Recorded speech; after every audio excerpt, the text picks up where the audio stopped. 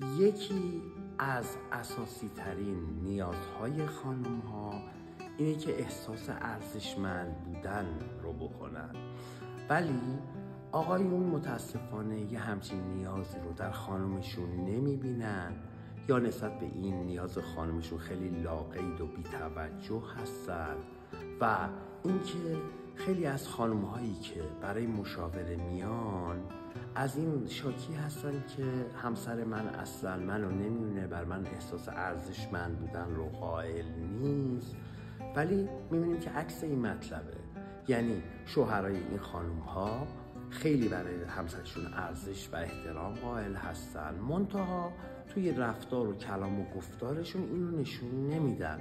بنابراین آقایون برای این که این تعارض زناشویی ایجاد نشه، این احساس ارزشمند بودن خانمتون رو در گفتار و رفتار و کردارتون به خانمتون نشون بدید.